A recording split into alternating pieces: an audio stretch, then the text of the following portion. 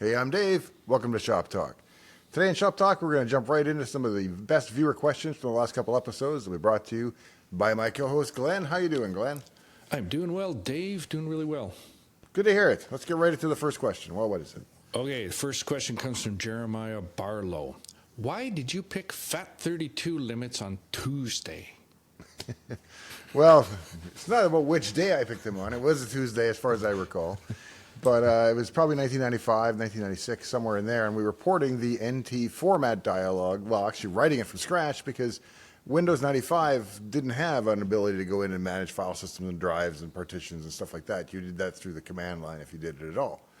And there may have been a format, but it didn't work on NT. So I was writing in this format dialog from scratch, and two things happened. One, I knew what controls it would have to have, you know, sector size, partition size, file system type, and that kind of thing.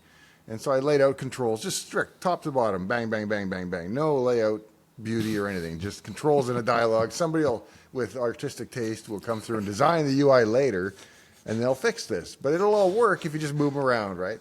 I'll get the code working. So I did all that. So in FAT32, there's a fixed number of clusters on the drive, and the bigger the drive gets, the bigger those clusters get. And the problem is they're not just one sector. They could be a lot of sectors, the 32, 64, 128. You know, a huge number of sectors can go into a single cluster. But the problem is even a 1-byte file has to use an entire cluster. And so it becomes really wasteful if you're dealing with small files at all. And so there's some kind of trade-off you've got to make where you say, no, I'm not going to let you create a drive like that because that's completely wasteful and it's just not a good thing to do. Otherwise, people just scroll to the bottom and pick the biggest size, right? Kind of like picking camshafts when you're building a car. Second from the bottom for me. Anyway, so I had to pick some reasonable limit, and I forget what the math worked out to, but it seemed like 32 gig was about as big as you wanted to go, or you would have a ton of cluster slack and you would just waste space, especially because the primary use for SD cards and so on at that time was digital photos and MP3 files, both of which are fairly small by today's standards. Because now you buy a big card and you're recording 4K video on it, you might have many gigabytes or hundreds of gigabytes even in a single file. So it doesn't matter with cluster slack then, but when it's a lot of small files, it matters. So we had to pick a limit, and I picked that limit, and it was a Tuesday morning, and it stuck. And now the problem that you face is defaults or destiny, as I think was the line I used. And once you've set a limit of 32, there's going to be hardware produced. And I'm not going to say Sony or Panasonic, but maybe one of those companies makes a camcorder now that has an SD card slot, but just doesn't work if it's 64 gigabytes because they just never saw that coming. So you can do it from the command line. You can go in and specify cluster and sector size and all that manually. So it can be done, and there are other tools available for Windows that can do it because they don't use the built-in dialog where I picked that limit. But devices may or may not support them. So it's kind of a limit that's going to stick for a while, I think, because of the compatibility issue. So Alpha Puggle says, so it was you. Says, this annoys me anytime I have to write a BIOS update on a 64 gig drive. May your pillow be extra warm tonight. Oh, man, did he write that yesterday? My pillow was a roast, and I kept turning it and it didn't help. That I think that sounds to me like a tip of the hat to Karnak the Magnificent.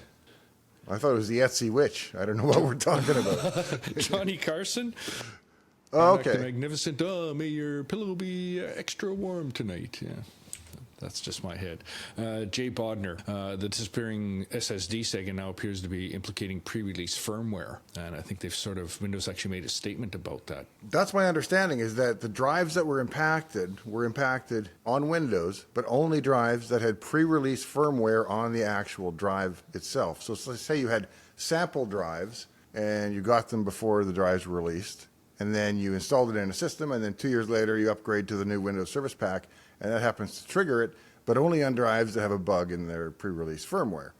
And so, yes, Windows is apparently triggering whatever issue it is, but it's an issue that only applies, as far as I understand, to drives that have pre-release firmware. So his question, this Jay Bodner, is like, well, how does pre-release firmware get out into the wild to these folks? Well, samples. Right. Okay. So if you get a sample drive from Samsung and it's 3 months before the drive comes out, maybe you're a tech reviewer or a YouTube channel or something like that, and they send you pre-release drives to test out, and then you use them in your machine, and then sometime later something happens and you forget that I got this drive and it was pre-release. I mean, I'm speculating, but that's my speculation. Okay, that's quite helpful for me. Silly old Ryan says he's got a question way back to the Windows 95 release. WordPerfect's version for crashed. He said the WordPerfect's version crashed. Said there were lawsuits and allegations that Microsoft had provided sabotage code to WordPerfect to create and test on. Says, do you have any insider opinion about that? No, I've never heard that one. Okay, there you go. Never happened. Well, not that I know about. I wasn't in on everything. So. Whoa, hold on. What? I wasn't. You weren't involved in every aspect of Windows in the 10 years you were there? No, see, even like now, people call it or not call it in. They'll write, well, Dave, I'm using Paint, and this thing when I try to use the yellow crayon on the blue background, I can't see it. What the hell's going on? And why did you do that? I'm like, A, I left 30 years ago. B, didn't work on Paint, but it's all my fault. So. Yeah. Oh, Paint, that reminds you that when your wife got her new machine, she didn't have a publisher on it. Oh, yeah. So my wife gets a new Mac, and I have her old Mac, and I take it aside, and then I try to set it up for my kid, and I wind up wiping the old Mac. But I've got a backup. So I restore the backup and everything to the new Mac, which is like an M4 Mini. And so she gets it, and she's using it, and she says, well, I need Microsoft Publisher, because I use it all the time. I'm like, you do? I don't even know they still made Publisher. So I go on and I look. They don't make Publisher. They haven't made it for the Mac for like 10 years or something, and there's no current version. And so then we're having the discussion about whether or not she actually used Publisher and how she ever used Publisher. And goes on and on and on for a while, and she's like, it's the big P icon. It was right on my desktop. I'm like, oh, PowerPoint. That's what you're thinking of. So yeah, it was PowerPoint she was looking for. The other P software, not Photoshop either. Got a couple questions here. Adaptive Systems Star says, have you ever done, or do you ever do any Amiga programming? Any of that stuff recently? No, I haven't. I do have an actual Amiga, but and I looked at my code for Hypercache, but I haven't written any new code for the Amiga in a long time. And another one says, great video, Dave. Where can I get the Amiga ROM kernel reference manual? Wasn't able to find it on Amazon. Yeah, probably eBay at this point. I'm sure they come up now and then. Another Amiga one here says, it said when this video is titled Multitasking, he knew Amiga fans would be here, and he was right.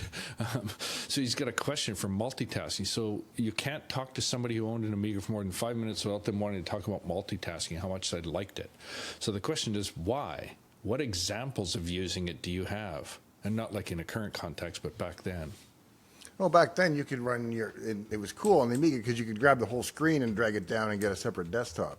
And so you could be on one desktop using CygnusEd, which was my favorite editor at the time, and you could be editing away. While on the other desktop, you've got CLI open and you're compiling in Lattice C or whatever. And you can go back and forth. And because it's a preemptively multitask system, you're not waiting for the compiler to yield the CPU back to the editor and vice versa. It's not that cooperative multitasking like Windows 3.1 can't work. It's just that in practice it often doesn't. And I think someone else had a question. I think I pulled it out. But said, there was no multitasking in DOS, was there? There was in DOS 4.0. Okay. There was a multi-DOS or multitasking DOS, and I don't know if it ever released, but there was a beta of it, and the source code is actually out there for it. So it was a pre-release version that crashed hard drives later? Is that? No, I'm just... No. Hey, man, you can't make fun of that. I didn't even work at Microsoft, and I'm getting in trouble for that. Chris C4C1N, what do you think about current MacBook multitasking? He says to him, it seems it's much worse than Windows. Really? No, I use a MacBook all the time, and it works for me. Mine's not even fresh. It's like an M1, so it's several generations old, and multitask fine as far as I can tell. Some more multitask stuff in the kernel here. It says it's probably a silly question, mine 00. Given that dozens of cores and they're heterogeneous, what's the right way to pronounce that? Heterogeneous? I don't know. Heterogeneous, thank you. Given that dozens of cores are heterogeneous and are the norm now, and considering flaws like Skylake had, would it be wise or possible to limit a kernel and scheduler to 1 or 2 cores? Possibly specifically optimize and thus physically separate ring 0 from 3? Well, no, because the whole point of having 2 rings is that you've got to call from one into the other. And so having them on separate cores, I don't think, other than maybe as a Spectre or Meltdown mitigation and sidechain attack, it's way above my pay grade. I don't think there's any benefit that I can think of to doing, kernel on one core and, user on another core, if that's what they're suggesting. Okay. Or keeping a couple cores dedicated to kernel use and some to, yeah, because you're doing a kernel transition, you're kind of in one or the other, so. Okay. John McDougald says, could you maybe do a short on how Berkeley Software is able to introduce multitasking on smaller computers like the Apple II and the Commodore 64 back in the day? I didn't know about that, but I'll tell you right now, because I wrote a multitasker for the Commodore 64 myself. And it did everything except color memory for reasons I'll explain shortly. So what I did is on the 64, you can bank switch and say, basic is here. Oh, no, no, no. Now an interrupt happened? No, no, basic is here, this other 16K. And the next interrupt, no, no, no, it's all right here. And you just bank switch the ROMs and the RAM around. And what I did is wrote a scheduler. And it didn't it wasn't, I mean, it was preemptive, but it wasn't time sliced. It was like everybody got quarter of the CPU, and there was 4 sessions in 16K blocks. And video memory is bank switched as well. So it would switch if you hit F1, F2, F3, F4, you would get that session. And so you had a different console, and you could run different things in each one. The only problem was it would corrupt color memory because color memory is not bank switched. There's like 1,000 bytes of color memory, and there's only one set. And so you got the last one until it repainted. So it wasn't commercial ready or anything, and I don't know if it ever could be made to be so. But I guess you could copy stuff around, which I did not do. But Mr. PK Nuts says, here's me hoping one day I'll get a shout out on the attic. Okay, not today. Next question. No. How does the big blue iron systems fit in here? As you thought they were doing this back in the 60s. yeah, it's OS 360. I talked a fair bit, I think, about Okay, OS 360. And of course, it was a massively popular system that's still running today, really. So, yeah, they had multitasking, as I believe, I hope I said on the big iron, before on the desktop. And that's why I said on desktops, I think I said they were lucky to run one thing at a time, which doesn't make any sense, but I said it. Vapor Mile has a little bit of a feedback. He says, he quotes you, says, it's worth pausing here to talk about how that actually works. Says, that's the much the same phrasing I expect from ChatGPT. This is not a criticism by any means. ChatGPT can help with script and flow, but did make me wonder, did you make this video with the help of AIs? No, actually, I think I have that in a couple of videos where it's Right. worth pausing to explain why I'm talking about that, or it's worth a little segue here. Have I said segue? No, I haven't. But You just did. Yeah. Well, yeah, I saw that comment, and I went and I searched my scripts folder, and it came up with like 14 hits of that okay. word, so Yeah. I didn't go through and investigate every one. So Yeah. So it's become your thing. it's something I say now and then. Maybe I learned it from AI, Yeah. but Maybe AI learned it from you using it so much. there you go. Mike Brophy says he worked at Asymmetrics in Bellevue in 2001. He says when they discovered their 16-bit app toolbook would cause a hard lock in Windows 2000 in certain conditions. Said he went all the way up the escalation chain at Microsoft. Think it got resolved finally. He says, wants to know, were you part of that by any chance? He says, you're mentioning No. 16-bit multitasking. Nope, no idea. Never heard of No. toolbook either, have you? No, I haven't. I've had customer things escalated to me, like Goldman Sachs had some issue, and it wasn't Task Manager. It was some shell issue, and it got escalated all the way to me as a developer. But that was pretty uncommon. You had to be a big customer and have a serious problem that affected a lot of machines. Gail Stephen, can a modern Windows OS still run a 16-bit program written for Windows 3.1? No, I don't think so. No. Not at Can't all. even run XP 16-bit stuff at all. And you can't, there's no emulator. Is there an emulator you can set up to run something like that? Or how would you do that? Well, my old friend Jim had this app called Mechanic's Friend. And it was cool because you could say, I want 12 bolt holes in a circle, and it would figure out the angles and where it should be and give you little drafting patterns and all that. And he could print it out or run it on his lathe or whatever. So he loved this program, and there was only a 16-bit like Win31 version, which still worked thanks to NTVDM on XP. But once I had to get him off XP, because you can't run XP forever, then he lost the support, and he couldn't run it anymore. Just and his gone. computer was still like an XP-era computer, but I wound up setting up a virtual PC to spin up XP in a VM, and then it would launch his app. And so it took about 3 minutes to start, but eventually his app would pop up, and it would work, and he could save and print and everything else. But yeah, 16-bit apps, not many options anymore. Not a lot of use for that, I guess. Well, there could be stuff that you just can't get in There 32 you go. bits. Yeah. But Well, that VM that you spun up there made Jim a happy mechanic again, eh? well, it made it work. I don't think he was happy with the 3-minute wait, but Joe MG6PJ. Just heard Basic 1.1's available for download. Is it safe to assume it can be used on current PCs or laptops running Windows 11? Yes. Try it. Safe Let me to know how assume. that Okay. works. Have No, you tried no, it? I assume he's kidding, but no, you cannot run MS Basic 1.1 on a current PC. I mean, you can under some kind of emulation, but 8-Bit Human wants to know if you have a good solution for the limited character problem in network drives. And the path goes over 265, I think you mean 256 characters. Some programs make problems. So you already learned that Windows can handle this, but some programs using Shell 32 can't because of backwards compatibility that Microsoft is not letting loose.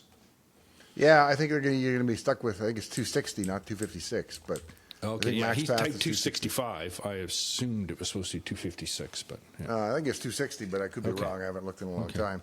Either way, that path is pretty much hard baked into so much of Windows and the shell that I think that's going to be a limitation for a time to come. Now, you might get around it in the console, something like that, but so many apps, Windows apps, are going to assume it. That Moshik 4161, there was a rumor back in the days that Windows NT actually stole the multitasking technology from VAX VMS a step further. And as such, the acronym WNT is actually VMS plus one. Yeah, the VMS plus one is not. no, that's been debunked. Yeah. No, I don't think so. I mean, same guy wrote it, so Right. stolen? No, I wrote it once, and then a couple of years later, I wrote it again, and then I went to another company. I wrote it a third time. You know, he did RSX, he did VMS, and then NT. So, yeah, there's going to be similarities, I'm sure.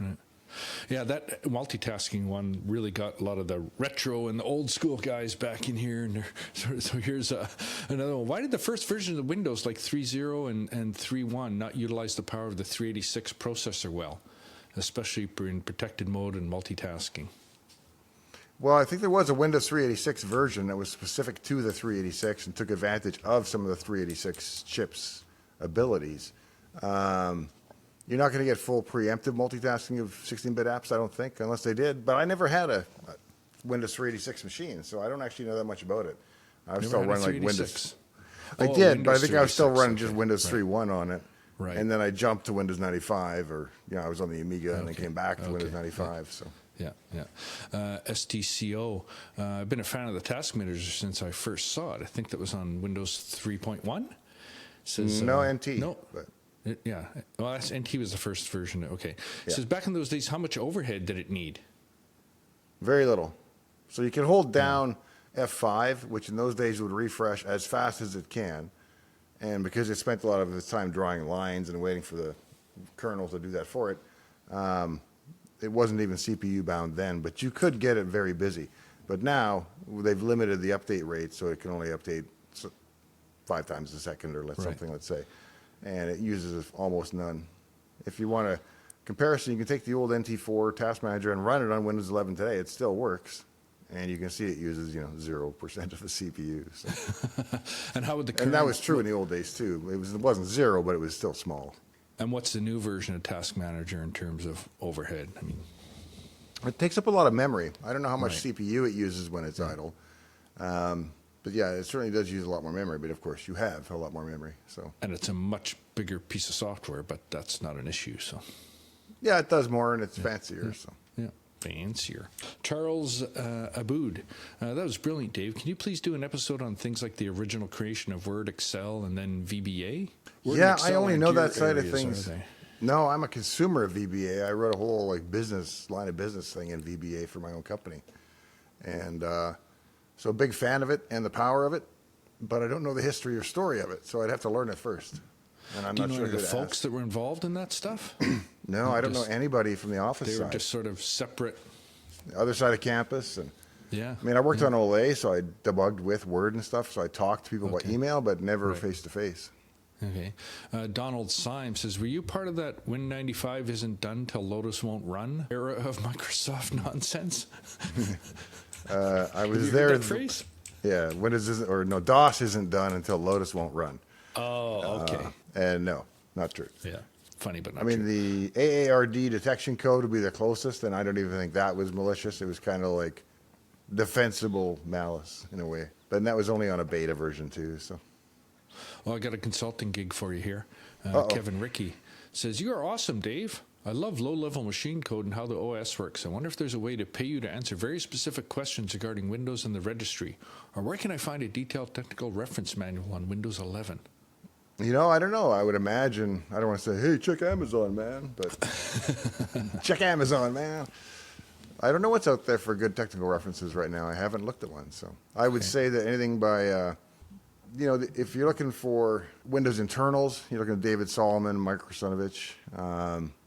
Those guys have written a lot of good stuff. So, Sorry, my ear stumbled when you said Mark Rusinovich, and I thought you said Mark son of a bitch.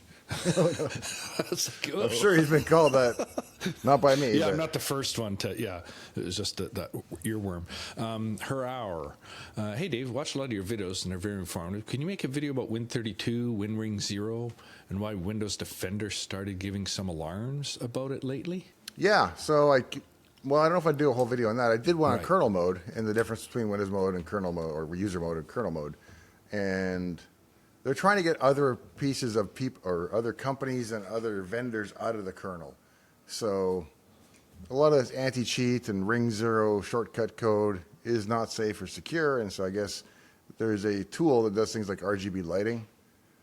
And it uses this Ring 0 tool to go down and control, probably, for all I know, the pinouts to control the LEDs. I'm not sure what it's doing with it, but it doesn't work anymore, apparently.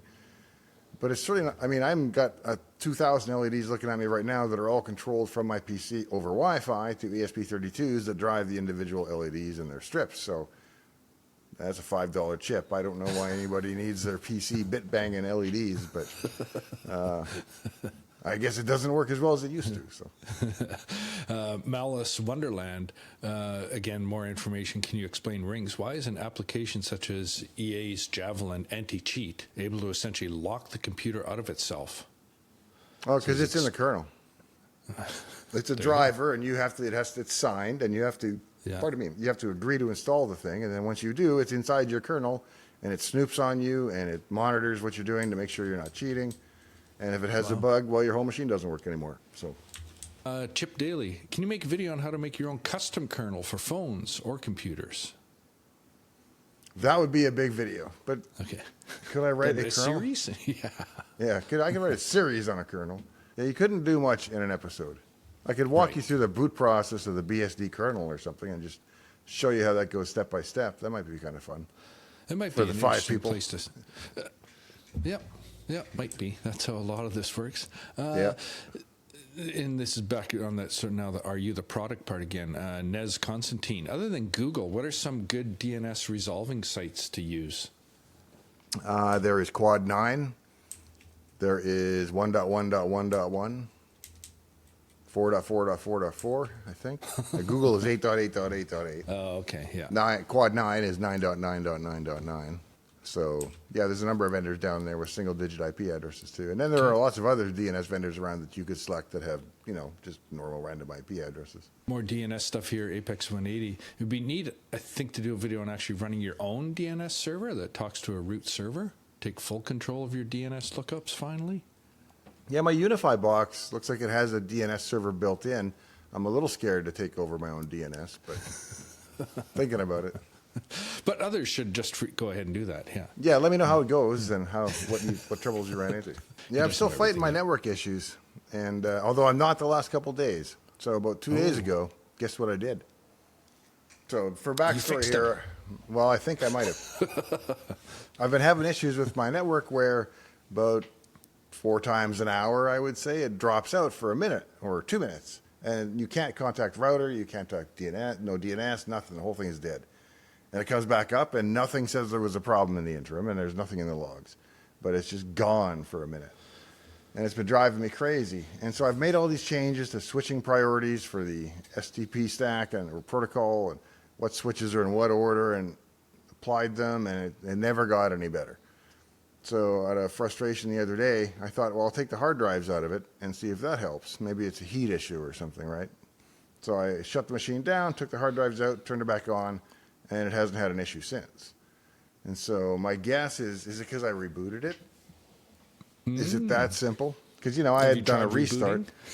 I've tried a restart on it, which is a warm restart. So this was a Right. cold restart, and it's the only one I've done in the last 2 weeks, I noticed, because the uptime was 13 days when I went to do it. So I'm thinking it might have just been one of the settings I applied that fixed it, wasn't applied until you actually rebooted. And then when I You said you took rebooted, the hard drives out? yeah. So It you've does removed video. them? Yeah, you just pop them out. They're on Okay. little trays. I put one Okay. back in, and so I have like video recording for my cameras. Okay. I haven't put the other one in, so I get more air cooling going through because there's a big hole in the front of the machine now, and yeah. less heat production, so and less load on the power supply. Don't think that's related. I think it's a setting that didn't persist until I rebooted. But I'm going to put it back together, over the span of several days to make sure the problems yes. don't start. Right. If that was the problem. Well, or if you put the drives back in and the heat comes back and the problem's solved, then it definitely was the reset. Well, so the DNS server one, a couple of people got some questions there, a few of them, Christopher G and Zero perhaps, Robert 810. They're a bit confused about sort of setting, why set it in the OS rather than the router? And if your browser's set for one DNS server and your internet gateway or router set for a different one, which one wins? And Generally, the browser can force its own unless you tell it that it can't, but that's a policy issue. The browser can use its own secure DNS. On top of that, your local computer can use a DNS that you manually specify, or it can use the one it gets from your router, and you can tell the router what to specify. By default, the router gives out your ISP's DNS, and so everybody below it gets your ISP's DNS as its DNS server. But you can change it at the router and say, I want you to use 1.1.1.1 or something there, and then everybody internal will use that. okay. Because they're all actually pointing at your router, not at 1.1.1. They're asking your router box, and the router box says, I don't know, let me ask 1.1.1.1. That's how that works. Okay. So Tobias sends us, so are there simple instructions on how to do this for the computer illiterate? Another guy, I think he was, I'm 76, like, how do I do this? And John Patrick Matthews says, I understood what you said, but not sure how to implement it. Are there tutorials for the various scenarios? Someone also asked if you could put, like, notes in there about how to do this. So if we're Yeah, getting maybe down I to should the- add some notes. Yeah. I could maybe add, because I did include a screenshot of me doing it, but I didn't say how to Right. get there. So you go to Settings, Yeah. Network, TCP/IP, and then I show how to set the DNS and turn on Secure DNS. So there's really only 2 steps. You enter the number and you turn on Secure. Okay. So it's pretty simple to change. Yeah, But you so got to know where to folks- go, and I wasn't clear. Yeah, folks are curious, they can go back to the video and look for that and just like freeze frame there and then you got Yeah. it. Kind of. Yeah. Yeah, I think so. Bob, 1934 and Mach 141, both sort of say, well, one is there a difference or maybe what is the difference between IPv4 and IPv6 and why use IPv version or IPv4 instead of the more modern IPv6? IPv6 is much, much bigger, and they'll never run out of them in the history of the universe. Whereas IPv4, there's only 4 billion different addresses out there, and so Okay. they were handed out in big blocks initially, and they haven't all been reclaimed, and so they're just a limited set. But thanks to NAT and network address translation, you have, a whole apartment building will share one IP address. And so it's not like everybody in the world has their own personal IP address. So we're not going to run out of them in any hurry, I don't think. Okay. So not going to say the whole IPv6 thing was useless, and yet here we are. So Not saying that. no. Right. Clone 2 SI and Connecticut Aggie. Oh, yeah. They both had a similar question. Is there an advantage of using the host file and putting up IP addresses of your favorite websites? Or is that still trackable so they can see every IP you go to regardless of DNS or not? Yeah, they'd still see the IP. They wouldn't see you asking for grandpa'sfavoritesite.com, but Okay. they would see you going to its IP address. Okay. And then the Connecticut Aggie says, what about populating the host file with domain names you don't want the DNS to see? Yeah, you can point them all at localhost, stuff like that. Okay. In fact, when I got sued by the Attorney General, they came in and, of course, they claimed, your software does nothing and it doesn't work. I'm like, well, the patent office gave me a patent on the technology, so it seems like they thought it might work. That's neither here nor there. What they were concerned about was, wait, what were we just talking about? Something made me think of this. Now I can't remember what the hell it was. Populating the host with domain names you don't Oh, want the the host DNS file. to see. Yeah. the host So we file. had software that would, when you went to a site like your bank, would say this is in the safe zone, and you get to run scripting. And when you go to, Yahoo, maybe you don't want pop-up ads and banner ads. This is 2003-ish. So we'll turn off scripting in the unknown zone or the medium zone. And then for, say, dangerous where sites and stuff, you say they're in the danger zone, and I don't want any scripting. I don't want cookies. I don't want whatever. and you can drag sites back and forth into these 3 zones. So that was very useful, but the problem was they found that if you went in the host file and said, oh, Pornhub is localhost, and we would still say Pornhub, that's in the danger zone. That's a site that you should be, concerned about in your scripting and your access and stuff. And they didn't like that we still warned, even though you had locally redirected it in the host file. Wow. And so we kind of just say, yeah, you're technically right. I guess if people are manually editing their host files and protecting themselves that way, our detection is invalid. But wow, I didn't think it was a hugely common case, but people can do that. So yeah, you're only allowed to protect them so much from themselves. No, they may have already protected themselves, and you're overstating the risk by saying there's a risk when they have already manually protected themselves. My Cloud VIP. Kudos, Dave. Great video. What is your best approach, or your approach, to handle fixed unique IP addresses at home and when you travel while using a laptop? What I do is, for the devices that I want, I reserve a block, and I think it's 50, because I start my DHCP serving out from 51 and up, and that leaves me the first 1 through 50, or 2 through 50, as free ones that I have a little book or an Excel spreadsheet now that I'm getting fancier, and I record them in there, and then I enter them in the router, and so I've got a table that I can look at, and I try to stay away from fixed IP addresses. There's only 2 reasons I do it. One is like ESP32 IoT devices. I want them to wake up with the same IP so I can go find them every time. And the MDNS resolution of giving them a name just hasn't been reliable for me. Yeah. So I use fixed IP addresses on that one. What's the other? Oh, switches. So in my house, I had a problem where I ran out of DHCP addresses, and the switches themselves couldn't get DHCP addresses, and so whole segments went down. Oh, man, yeah. So I changed that around so that all the switches have statically assigned IP addresses, and they'll always have them. Right. A bit paranoid, but... that's okay. Wouldn't be so paranoid if everyone wasn't out to get you. That's true. Hyperspace, again, 32. If you're in a waiting room that offers free Wi-Fi, how can you tell whether or not you're being spoofed by a hacker? Well, if you've got a website open and you're HTTPS and the certificate is valid and your computer says, yep, that cert's valid, it's valid. And you're talking to the real website, and no man in the middle is in between you. Now, they might have intercepted your domain lookup. They could have redirected you to a site that looks just like it. But if you're on HTTPS, the certificate won't match the domain name, and it'll have a big red X or restricted or whatever, or at least a yellow warning, I would hope, that the cert doesn't match.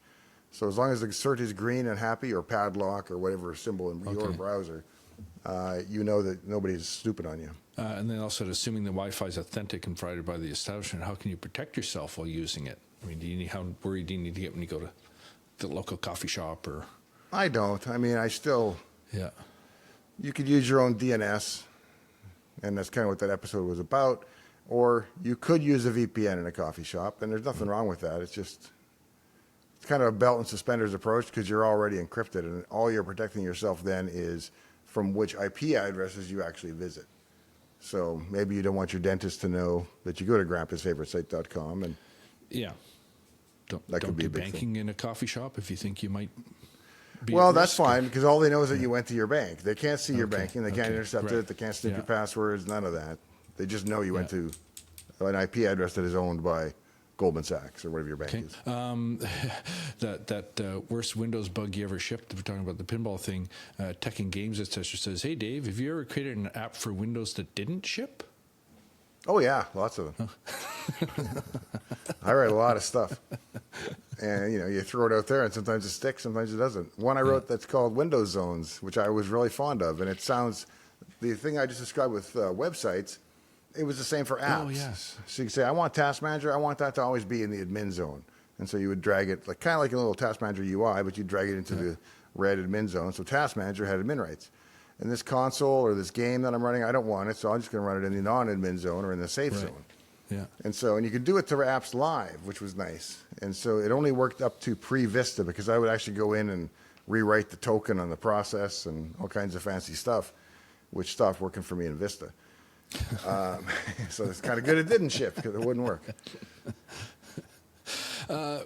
L. Brent Evans says, Dave, several times you've stated you're enjoying having a monthly Windows license without the sort of bloatware, I guess, that folks don't. He says, well, it turns out they have just that, and it comes with a bunch of extra goodies. Have you checked out the Microsoft 365 E3 plan? I've heard of it, but I have not checked Okay. into the specifics. But it sounds like it's more for businesses, but maybe small businesses too. Yeah, it says for about $34 per month user on the annual plan, you get Windows 11 Enterprise for effectively all of your personal machines. I think the limit's about 50. It says Office, a bunch of other business-related apps, and Intune device management, formerly the Azure AD. It says there are less expensive options as well that don't include the Windows license, all the way down to another one that's like $3 a month. But he says a bunch of stuff included, email hosting, etc. Worth a look if that's what you're into. If I still had my small business, it sounds like a way to go. Especially if they handle the email and stuff for you, that'd be great. Brian Payne says, great to see you on the Lex podcast. How was that experience? It was good. He was pretty easy to talk to, and I enjoyed it. I thought he asked pretty good questions and didn't have to be edited very heavily. I think there were some continuity edits, but he didn't like remove sections of my answers or anything that were, material. So There's only one piece that I think you said you remembered not being in there because you had told me about Yeah. it after the interview. So at And one I point watched it and I'm like, where is it? Where is it? we were talking about machine language and what the difference is between that and assembly language. And as an example, I said, well, I think to set the screen black on the Commodore 64, it's like A900-8D2100 or D0, which should do it. And then he says, well, how hard is that? And I think that's when I say trivial. Because I'm saying it's pretty trivial once you know that, to just remember that sequence, right? Because I know A9 is load A, and 00 is black, and 8D is store, and 21 D0 is backwards for DO21, which is color register. But he cut out the part where I was given the machine language. I don't know, maybe I got it wrong in the moment and they did me a favor, right? Or maybe it just looked incredibly precocious to be sitting there and listing off assembly language or machine language instructions. So I did shoot him a text, but I haven't heard back as to why they cut that little part. Okay. Because I think I talked to you after it. I remember you telling me, how it went and all this stuff. You said, oh, yeah, at one point I rattled off this hex code and, and then right after the interview, I got on my phone and, double check now, did get it right. So I think you had confirmed it. But, so I was waiting to hear this hex code come out. Wasn't there, but it was kind of funny. Wasn't there. Thought it was neat. Andy Schultz says, hey, I loved you on the Lex Friedman. He said, would you consider doing other long-form interviews? And then he mentioned like Joe Rogan. Yeah, I don't know how to get a hold of Rogan. If anybody knows, let me know or let him know. I'd love to do it, especially on autism and stuff. The programming is always interesting, but for me, I'm trying to spread education on autism, so I'm always looking for a way to do that. Hey. And then Dan Friedenberg says, hey, Dave, I'd like to invite you to be a guest on my podcast. So Dan has his own. How should I send the booking information, the background of the show, so you know the outline? Go to my YouTube channel, go to the About page, use the contact info there to reach out. Oh, this is another good one here. We got a couple. CLS 4469 says, hey, 550, good dog comes in to steal the show. Can you make an episode about the dog? And then Troy Fujimoto says, Kelly said, what? I can't find any blue arrow, but I am subscribed. And Margin says, great video. Is Callie half panda? No, she looks like it, though. And it's funny because my dog looks like a panda bear, and when I was a kid, I had a stuffed panda bear as my toy, so don't know if that's related or not. You have a panda on your keyboard right now, don't you? Yeah. This guy. Woo! But it's not just a panda. It's not You focusing have to because cover your face. Yeah, you got to. Yeah. There you go. Now we see the panda. Oh, excellent. Yeah. There we go. Watch this. Oh, he's a USB stick. Excellent. That's Panda my doesn't panda. have a name, though, eh? He's Latte Panda, so I just call him the Latte Panda. Oh, right. There we go. A couple little other things that folks notice. YS Production, Tigru, and JJ. Can we not have crappy TikTok sounds on one of my favorite YouTube channels? And he says, what's the deal with those thump sounds occurring every minute or so? Come on, it's not necessary at all. JJ, watching this video with headphones, these sound effects when displaying the text are disturbing. Did the gas station around the corner just explode? I thought they were pretty subtle, but I don't know. Hey, man, that was like minus 16 dB. Should have heard him at the 0 dB. They were awesome, but I couldn't, couldn't risk it. And then Kenny JP says, hey guys, see that little Dave's Garage subscriber counter thing on Glenn's shelf? Is that live data? It didn't seem to change for the duration of the video. Yeah, I had it on the counter version last time. And I think I mentioned to him, I don't think it updates live. But No, I said it's I'd make delayed. Sure I ask you. So is the delay built into the Mesmerizer code, or is that YouTube's not pushing that stuff out? No, live it's a updates third-party every time? service I use in between me and YouTube that I go and I go fetch subscriber counts and I have a subscription there. Yeah, it only updates periodically, maybe once or twice a day. Yeah. I was just noticing, I think it's around 1,003,800 or something, so getting close to 1,005,000. And that might be enough to trigger your daughter to have to make you another 1,005,000 subscriber button like she did for the 5,000 subscribers. No, I'm at 1,030,000. I'm past that. 30? Yeah, you're thinking by okay. tens of thousands. Oh, maybe I thought it was, oh, shoot, it is. Yeah, it's 1,030. Oh, shoot, okay, yeah. That's right. Okay, she's already missed her opportunity to make the 1,005,000. Yeah, Too late. Too late. She's got other stuff to do, anyways. And then just about 4, 5, or 6 questions ago, we were talking about. So you mentioned the belt and suspenders thing again, and Binky said, "Oh man, did I hear belt and suspenders instead of belt and braces? That alone is worth a thumbs up." So. Did I say that in the episode? Then I must have. That's why I'm reusing the phrase. Yeah, belt and suspenders. It's funny that you said it a second time. Like, I know that one's coming. So. Okay. Yeah. And I always use braces just because I got a couple British friends, and they love it when I refer to them as braces. They're like, "Oh, that's the proper word." I'm like, "Yeah, I'm saying that for you." So yeah. So for all 3 of my English friends. Yeah. Wow, I don't know how to pronounce it. Now I get it. PRNDL, PRNDL, PRNDL. So you guys got 3 automatics there. Was it on purpose that you kept your Hotmail address in the video, just to be sure? Yeah. Yeah. You can email That's her. Hotmail. Yeah, go ahead. Hotmail. Have fun. We got a couple other nice off-topic ones here. Tao Coder says, "You made a Bewitched reference? Oh, man, thanks for the reminder of my age." Yep.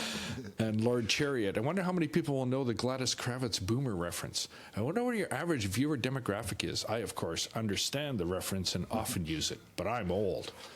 Well, let me assure you, most of my audience understands the reference. And then the next one, Dingle McBarry's, he says, "Garage? You ever work in a real garage with real tools like socket wrenches and saws, or just a PC repair kit?" So fill them in. Yeah, it's a full working shop. I got a 7,000-pound Mohawk lift, compressed air piped everywhere, outlets, dryers. I don't paint in here, but I do a little painting, like interior pieces. I do full restorations in here, except for paint. So I don't do automatic transmissions or GM rear ends because they're a bear to set up.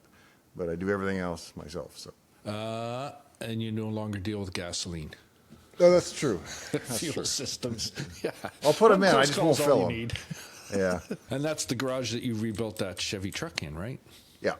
Yeah, so it's legit been used and done a couple times. A couple motors in and out. Down to the last few questions here, Dave. So some off-topic stuff that I kind of like to. Chris Brown, love the new light pattern on your lamp. When are you going to do an episode on it? Before you hit 1 million subscribers, you said you would do an episode when you hit 1 million. Dave, we're eagerly waiting.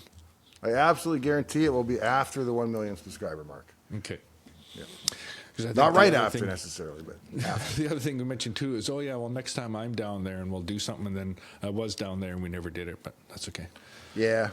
I kind of cleaned off my bench though, so I got room for it ostensibly. But oh yeah, and we moved a couple PCs off the smaller bench too, but that doesn't help for this assembly. No, not enough room there for this big boy. That's right. Rua Santos, Dave, was that blue pet specially made for you?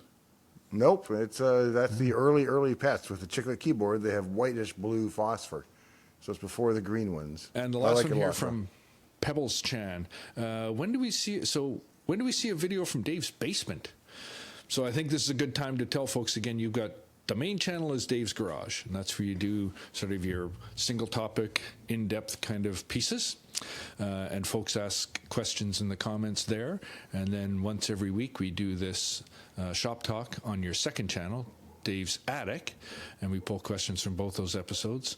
But the Dave's Basement, I don't think you're working on a third channel anytime soon, are you? Not that I'm aware of, no. It could happen one day. I do have a basement, but it's only like one little room. So. Was it marketed as a man cave when you got the house, or was it just a basement? People call it a man cave, yeah. Yeah, yeah. Because it's all brick and pool tables and wine cellars and pinball games and stuff, so it's kind of like that, yeah. A wine cellar with one bottle in it. Yeah, it holds like 1,200 bottles or some crazy number, and I have one in there. I'm not a big wine guy. So. The one that came with the house. I don't often That's all drink we- wine, but when I do, Ooh, yeah. I drink it. Yamazaki. Brought to you by Yamazaki. Not really, but Yamazaki. Call me. Yeah. A bottle a month. That'd be just fine. That's all it would Yeah. take. I'd hold it up. Yeah, Show every everybody. time. Okay, I'll pass it back to you, and you can close things off and tell folks what they need to know. All right. Well, I should have said it earlier in the episode, but we were talking about subscribers. I should mention that if you are subscribed to Dave's Garage, you might get this video, just because it lines up with your interests, and not be subscribed to Dave's Attic. So I would appreciate if you could take a minute and subscribe to Dave's Attic so we can grow this channel. You'll probably get the videos anyway, or not, whichever way. I don't think subscribing makes a difference, but it makes us feel better. So please give it a thought. And until next week, we'll talk to you later. Good night. This little chair will be waiting for one of you, and a rocking chair for another who likes to rock, and a big armchair for two to curl up in. All next time on Dave's Garage.